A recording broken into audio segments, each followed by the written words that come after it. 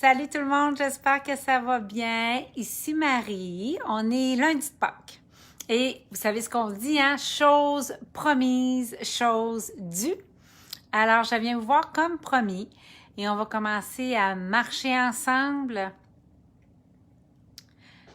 apprendre ensemble et grandir ensemble. Donc, je vous ai promis qu'à travers différentes capsules vidéo, on allait apprendre l'Ayurveda, mais tel que le veulent les anciens enseignements de l'Ayurveda. Donc oui, on va geeker ensemble sur tous les soins de beauté naturelle et je vais vous faire connaître nos produits que Daniel a fait et que sont extraordinaires, sont créés ici à l'île d'Orléans de manière artisanale en très petite quantité. Hein, des produits véganes, 100% naturels et 100% actifs. Mais l'Ayurveda, puis c'est ce que je disais à une cliente hier, elle avait fait son test qui est sur notre page Facebook, le test pour trouver votre dosha, qu'on vous demande obligatoirement de faire. Et merci de partager la vidéo. Qu'on vous demande obligatoirement de faire avant de prendre de nos produits parce que c'est holistique, l'Ayurveda. C'est pas on met des huiles sur notre peau puis on s'attend à des super résultats sans vérifier. Tu sais, puis je passais tout au peigne fin avec la cliente et la conversation a été tellement riche. Mais tu sais, on s'est parlé une demi-heure, là. Et donc, elle m'a envoyé une photo de son visage et elle avait rempli le questionnaire, puis on a clarifié certaines choses ensemble. Puis, vous savez, small is beautiful, c'est quelque chose qui me réjouit. J'aime ça, le fait d'être artisanal. J'aime ça, le fait de faire ça petit, puis d'avoir le temps d'échanger comme ça.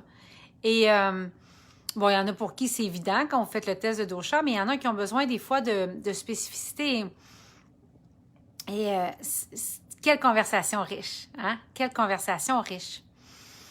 Et vous savez, parfois c'est dans les relations, parfois c'est les têtes d'oreiller, parce qu'il faut les changer régulièrement. Donc, c'est plein de choses qu'on discutait ensemble et qui permettaient d'avoir calibré le dosha, mais de pouvoir bien expliquer des enseignements. Et c'est ça qui fait que tout le système va s'apaiser. Tout le système va se calmer. Et, tu sais, la personne me parlait de coupe rose. La personne avait le visage rouge vraiment au complet. Mais l'Ayurveda est tellement précise que c'est pas juste j'ai les joues rouges. Vous voyez, en Occident, on va dire j'ai les joues rouges, j'ai le menton rouge, j'ai le front rouge, je fais la coupe rose là. Mais en Ayurveda, c'est plus que ça. C'est mais ton menton est davantage inflammé. Est-ce que ça fait longtemps que tu as un examen gynécologique? Vous voyez, c'est jusque-là, là. Donc, alors, je ne suis pas médecin ayurvédique, je ne prétends pas être médecin ayurvédique, je ne fais que suivre ce qui est documenté dans les textes et poser des questions qui vous amènent à avoir, vous, une meilleure connaissance de vous et de dire, peut-être que je pourrais prévenir en faisant tel geste au niveau de ma santé. Alors aujourd'hui, on va grandir ensemble, apprendre ensemble, comme je l'ai mentionné. Et on va regarder, puis je me suis prise des notes, hein, vous imaginez bien, parce que je ne veux pas rien oublier. On va regarder 3 piliers qui fait que vous allez comprendre les causes dans un premier temps derrière la maladie et la souffrance. Parce qu'en ce moment, il y a beaucoup de souffrance. Pour la maladie, on est en droit de se poser dans quelle mesure ce qu'on nous rapporte est-ce que c'est tout ce qu'on voit? Est-ce que c'est tout ce qu'il y a à dire là-dessus? On ne le sait pas. Les choses sont loin d'être toutes transparentes, mais ce qu'on sait, c'est qu'il y a beaucoup de souffrance. Alors, depuis le début des temps, l'humanité a toujours cherché à vivre sans souffrance. Et de pouvoir profiter de la vie, c'est ça qu'on veut. On veut profiter de la vie et sans avoir plein de batailles attachées au fait de vivre notre vie. Et ça a été la quête de l'Ayurveda depuis plus de 5000 ans. L'Ayurveda et le yoga, parce que ce sont deux sciences sœurs. L'Ayurveda, c'est la branche médicale du yoga. Alors, a cherché ça, une vie sans souffrance. Et comme moi, une phrase qui m'a frappée en Ayurveda, c'est la suivante, qui est que lorsqu'on observe les principes de l'Ayurveda, on serait tous censés vivre 100 ans. Alors, on est tous prédestinés à vivre une longue vie en santé. C'est comme ça qu'on est fait. Alors, donc, l'Ayurveda, c'est la science de créer une santé optimale, tandis que le yoga, c'est la science pour atteindre la paix d'esprit. Alors, ensemble, l'Ayurveda et le yoga sont enracinés dans les terres de l'Inde, évidemment. Donc, dans ma recherche de bien-être, puis peut-être que vous êtes comme moi, et surtout quand on s'en va vers la ménopause, la préménopause.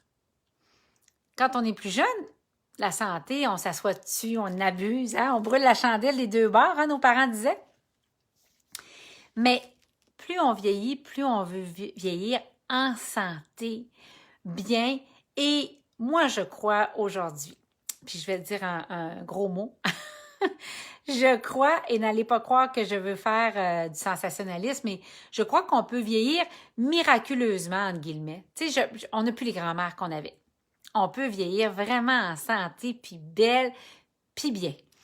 Donc, c'est là-dedans. Fait que là, on va commencer par mettre la table avec cette première vidéo-là et regarder l'aspect un peu comme le contexte, puis l'aspect psychologique, puis qu'est-ce qu'il faut comme environnement pour y arriver. Après, on va s'en aller tranquillement dans les protocoles ayurvédiques que vous aimez tellement. Mais c'est important de mettre le cadre pour commencer. Donc, alors, dans ma quête de comprendre comment on fait pour atteindre cette santé-là, et en regardant les anciens textes sacrés de l'Ayurveda, j'ai pu comprendre que pour vivre sa durée de vie optimale, il y a trois causes qui amènent toutes les maladies, selon l'Ayurveda. Et ces trois causes-là sont les suivantes. Premièrement, j'en ai déjà parlé dans une autre vidéo, la mauvaise utilisation de vos sens. Puis je vais le détailler, mais je veux que vous ayez en premier les trois items. Donc, la mauvaise utilisation de vos sens. La deuxième, c'est l'échec de notre intellect. Puis on va en reparler de ça. Et la troisième, c'est le temps. Le temps, je vais le voir dans la prochaine vidéo. Mais là, on va parler aujourd'hui de la mauvaise utilisation de vos sens et on va parler de l'échec de votre intellect. Alors, je vais juste mettre quelque chose sous mon bras. Vous allez m'attendre 30 secondes parce que je ne veux pas que mon bras faiblisse et éventuellement, hein, je vais m'acheter plus d'équipement. Mais là, je ne pensais pas faire autant de live que cette année. Donc, voilà. Alors, là, je vais être bien installée. Donc, la mauvaise utilisation de vos sens, qu'est-ce que ça veut dire? Ça veut dire que on a 5 sens. Mais les 5 sens dans notre corps, c'est comme des portes d'entrée. Puis en Occident, on ne réalise pas ça. On ne le réalise pas et on n'est pas assez vigilant, je dirais.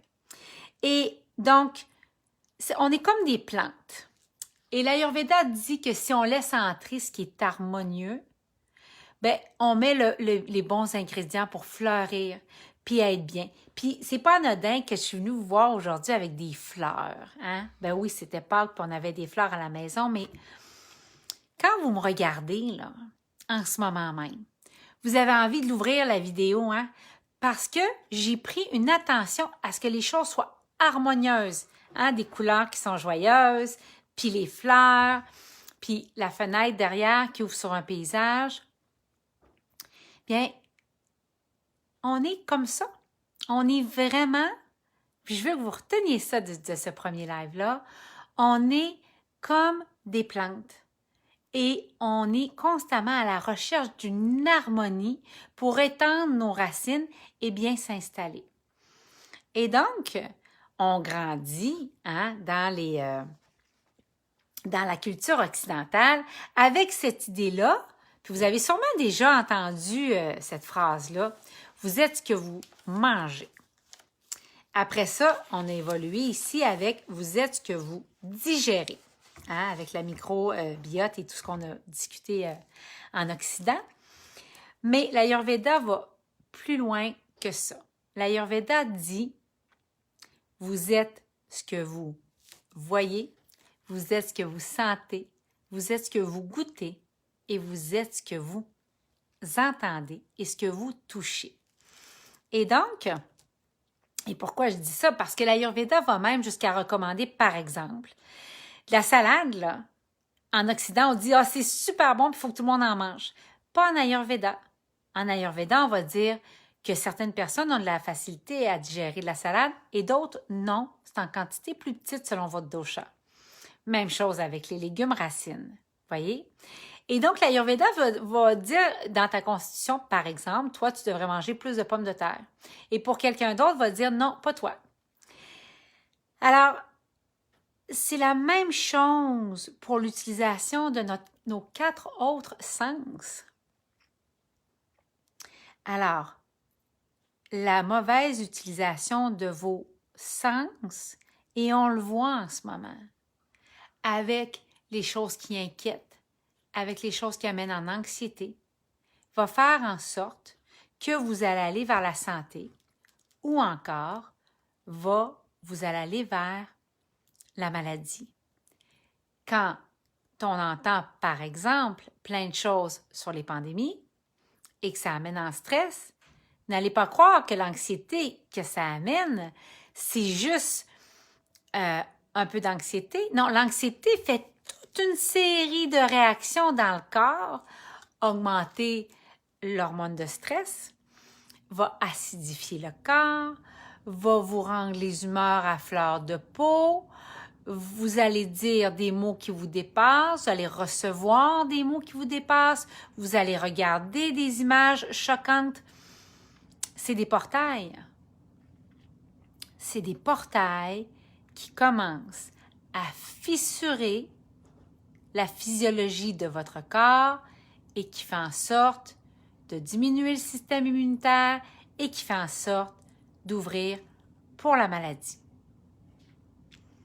Maintenant, dans l'Ayurveda, c'est vraiment une science qui va nous porter notre vigilance à se servir avec efficacité de nos sens pour supporter notre pleine santé.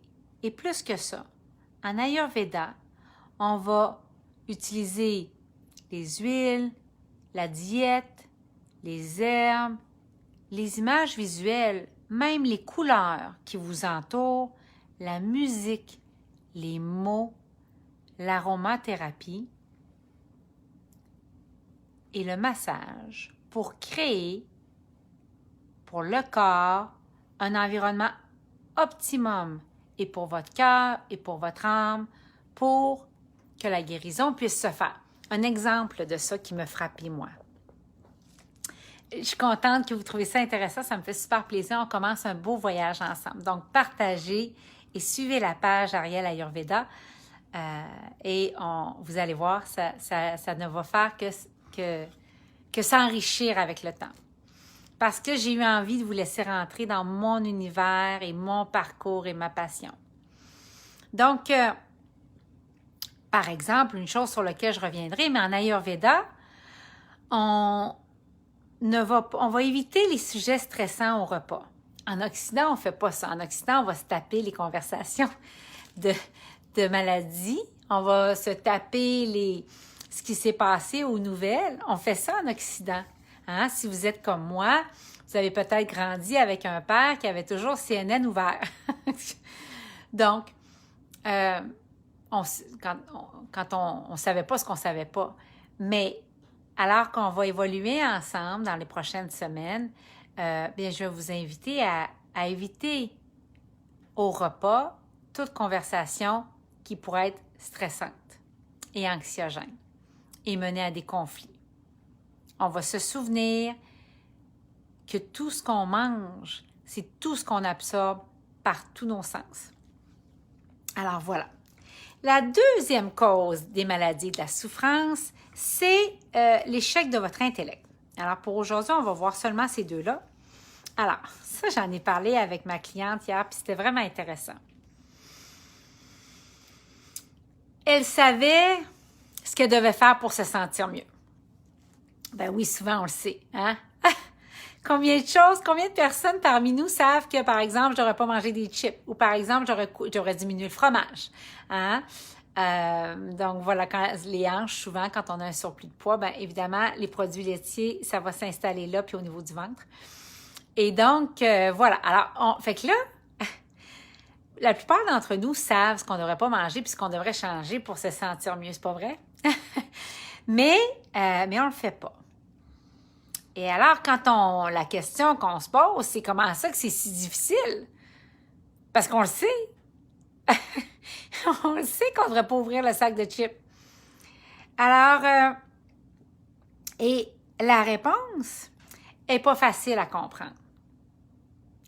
Et elle est trouvée dans les philosophies qui sont sous-jacentes à l'Ayurveda et qui sont connues sous le nom de Sankhya, je ne vais pas me tromper, le sanskrit, c'est pas ma langue maternelle, et Vedanta. Et ce sont les deux textes de sagesse qui expliquent qu'à l'intérieur de nous, et vous allez savoir ce dont je parle, mais on va aller plus loin et d'une autre façon que vous avez l'habitude de l'entendre, à l'intérieur de nous, nous avons un intellect. Et l'intellect, il communique avec deux endroits de notre conscience, qui est une, l'ego, et l'autre, le soi supérieur, aussi connu sous le nom de l'âme. Et on sait que l'Ayurveda, c'est l'alignement corps, cœur et esprit ou âme. Oui, on ne s'écoute pas. Donc, alors, mais comment ça qu'on ne s'écoute pas? Puis c'est ça qu'on va aller régler aujourd'hui puis voir. Donc, alors, l'intellect va passer soit par l'ego, par le soi supérieur ou l'âme, hein, c'est ce que j'ai mentionné. Et donc, qu'est-ce qui va se passer? Alors, ce qui est valorisé en Occident, puis vous allez reconnaître de quoi je parle, ce qui est valorisé en Occident, c'est un intellect qui passe par l'ego. Et l'ego, sa façon d'appréhender le monde, c'est par les sens. Hein? C'est par nos 5 sens. Alors, pour l'ego, tout est pas mal. Ben d'abord, les buts de l'ego, c'est la douleur qui va fuir et il va être à la recherche du plaisir. Et l'ego, donc, pour lui, c'est pas mal blanc ou noir.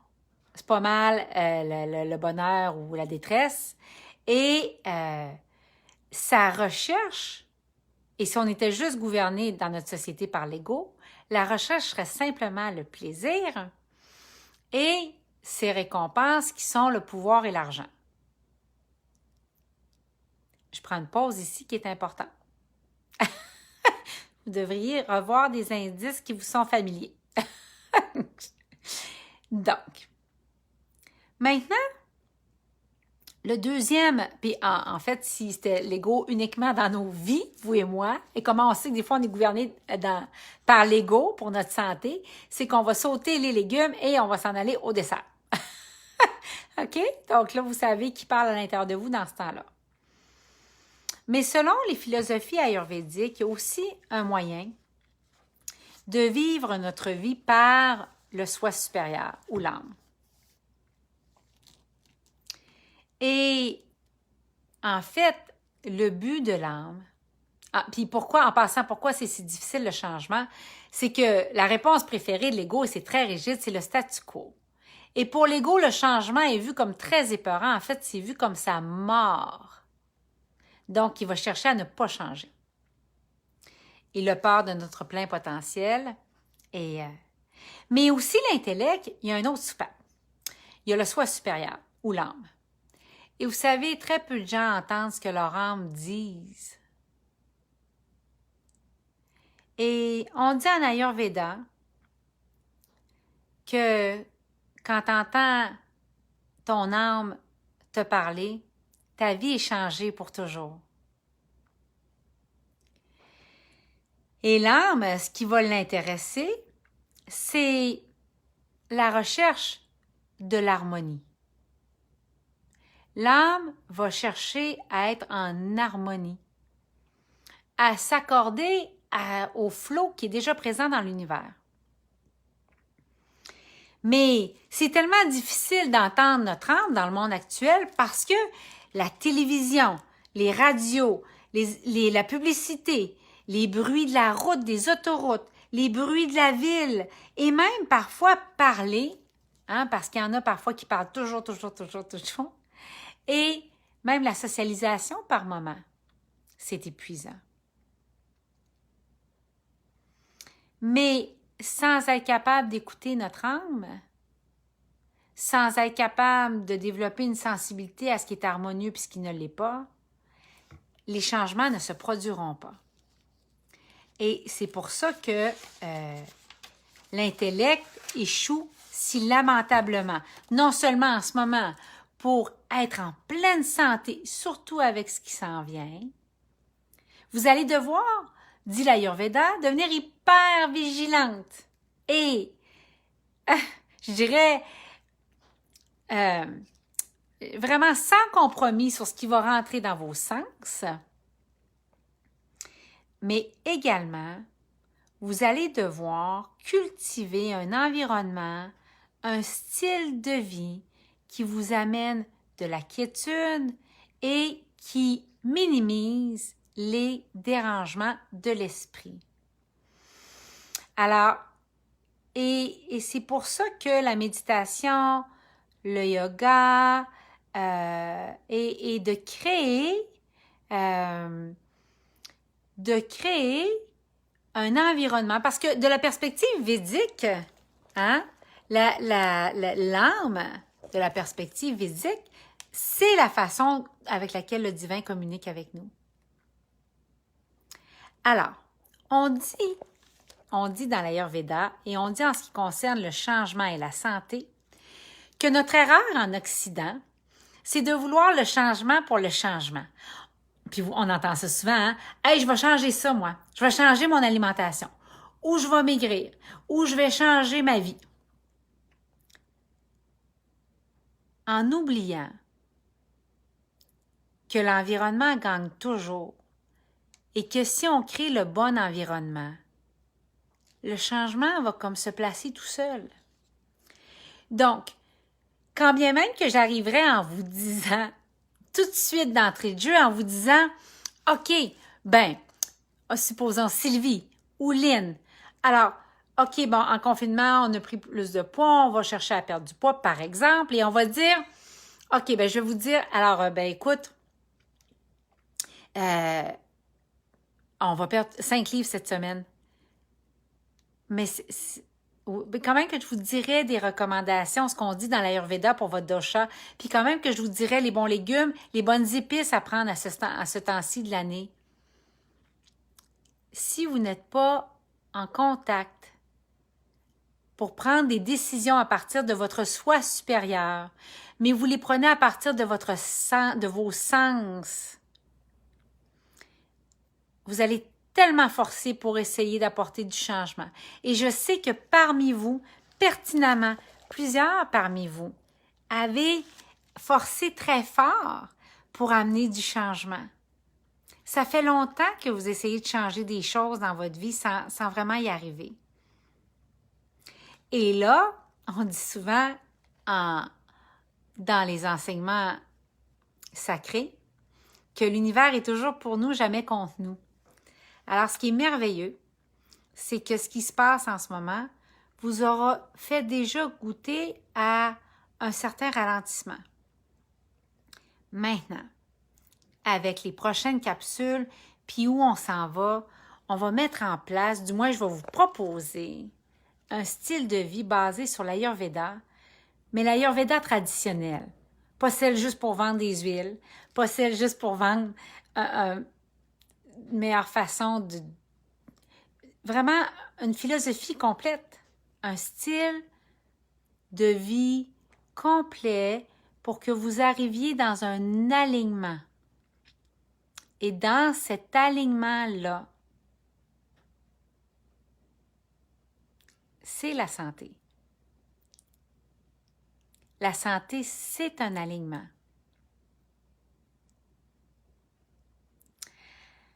Alors, donc, avec cette connexion-là à votre esprit, vous allez retrouver le pouvoir de contrôler vos sens, parce que c'est ça qu'on veut, d'être capable de contrôler vos sens pour ne pas les laisser vous amener dans toutes les directions, ce qui a peut-être été le cas jusqu'à maintenant, et agir d'une façon qui va vous amener une paix d'esprit, une santé optimale.